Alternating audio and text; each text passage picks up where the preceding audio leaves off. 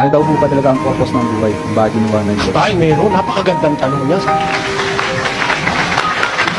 What is the meaning of life? What is the purpose of life? Napakaganda po niyan. Kung ang itinatanong mo, if your question refers to life on earth, because there are two lives in the Bible. I have to clarify this first.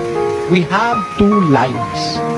The first is the temporary life we have on earth, and the next is the everlasting life that is after the resurrection. Ngayon, ano ba ang purpose of life? The best answer is recorded in the book of Ecclesiastes chapter 12, verse 13, it says, Let us hear the conclusion of the whole matter. Fear God and keep His commandments, for this is the whole duty of man. Have you noticed that? Let us hear the conclusion of the whole matter. This is the conclusion of everything that exists, everything we do, everything we enjoy in life, everything that we have, every resources that God have given us. The conclusion is this, that we have to fear God and obey His commandments, for it is the whole duty of man. Ito ang wakas ng bagay. Lahat ay narinig. Ikaw ay matakot sa Diyos, sundin mo ang kanyang mga utos, sapagkat ito ang buong katungkulan ng tao. Sa Kastila, ang sabi ron, el fin de todo el sermon es oído.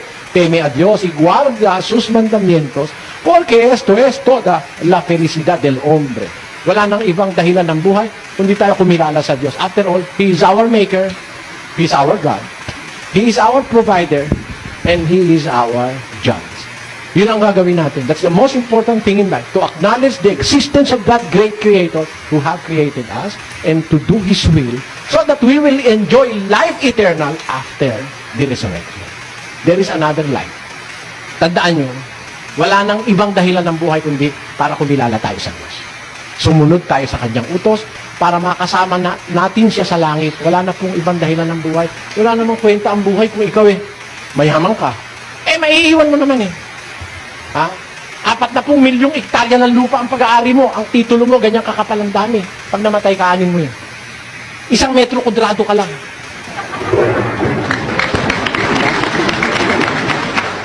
What are you going to do with acres and upon acres and hectares upon hectares of land that you have accumulated, the vast wealth that you have acquired for yourself, whether in the rightful manner or in the wrong manner of acquiring wealth? What will that do to you?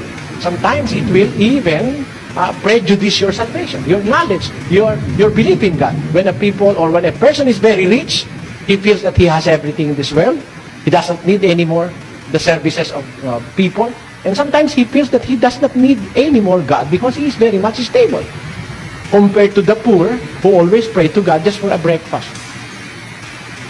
At night, God, our problem is the breakfast that we have. We must have tomorrow. The breakfast for my sons and daughters. He kneels and prays to God because he has nothing in life. The only hope in him is that he believes in God. Minus God, then everything will be in vain. Alisin mo ang Diyos, wala na pong kwenta ang buhay. Wala nang sagot ang ibang tanong. Pag wala ang Diyos, minus God, then everything will fall down. But with God, every question will be answered, every problem will be solved.